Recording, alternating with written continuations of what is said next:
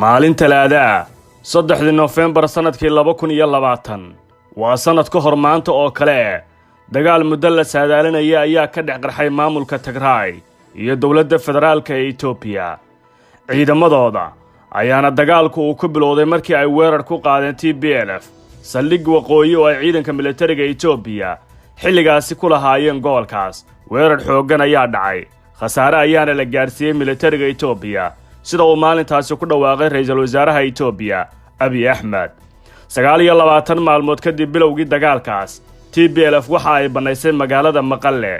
waxayna Itoobiya ku dhawaaqdeen la soo afjaray dagaalkii Tigray ka socday oo ay guul dagaal sheegatay xilligaas si weyn ayaa la isku weydiiyay waxa dhici doona iyo halka ay ka baxeen kumanaan ka mid ah ciidankii ay haysteen kooxda TPLF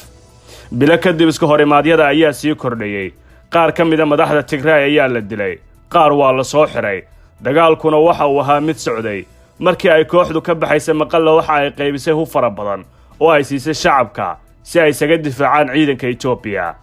warbaahinta Tigray taageerta ayaa tabisay gaboodfallo ka dhana xuquuqda aadanaha iyo bomb hantiyeed oo laga geystay gobolka warbixino laga soo saaray hay'adaha u dooda xuquuqda aadanaha waxa ay muujinayaan ficilo argagax leh iyo kufsi wadareed la sheegay in laga geystay deegaanada qaarkood reer galbeedka ayaa dadaal xoog badan ku bixiyay sidii ciidamada Eritrea iyo kuwa Itoobiya looga saari lahaa bilihii ugu horeeyay ee sanadkanba gobolka Tigray bishii June dhamaadkeedii ayay ku dhawaaqday Addis Ababa inay ka bixeen ciidamadeedu Tigray waxay sheegeen in sidaas u sameeyeen gargaarka aadanaha inuu jid helo iyo beero falashada laakiin taasi marnaba suuragal ma noqon ayay leeyihiin dadka sida dhow la socday arrimaha Itoobiya Mareykanka ayaa isbedel ku yimid hoggaanka aqalka cad waxa baxay Trump imaanshihii Biden ayaa u soo jiiday Itoobiya saameyn aan farxad gelin Abiy Ahmed iyo kooxdiisa sababtuna waa inay aqalka cad yimaadeen xubno dhalashahan isirkoodu ka soo jeeda Tigray sidaas oo kale u qareemidda siyaasadeed ee TPLF ay ka heshay masraxyada siyaasadda gudaha ee Mareykanka ilaa xogayaha arrimaha dibadda ee Mareykanka uu toos ula saftay dhankooda inaa haddana garab iyo gaashaan ugu yahay sida ay ku eedayso Addis Ababa ayaa u soo waariday inay helaan masraxiyad wanaagsan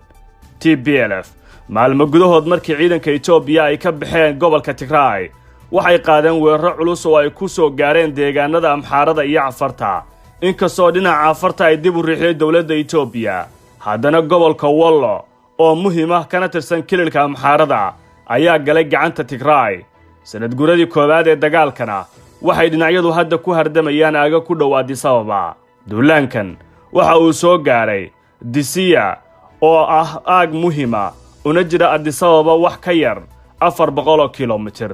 inkastoo ay doonayaan in Ola oo ah garabka hubaysan ahna qowmiyadda Oromadu ay galaan Addis Ababa oo qabsadaan TPLF haddana laftirkooda ayaa isla halis u arkaya inay sidaasi sameeyaan sababtoo ah Oromian Liberation Army ma doonayo wax ka hooseeyaan madax banaani ama xukunka Addis Ababa oo Oromo ay sii xukunto taasina TPLF waxay uga qaraadhahay wax kasta sida hadda muuqata sanad guurad kadib xaaladda degdeg ah ayaa la geliyay Itoobiya bilowgii dagaalka xaaladda degdega waxa lagu soo rogay gobolka Tigray hadda Itoobiya oo dhan ayaa xaaladdan la wadaagta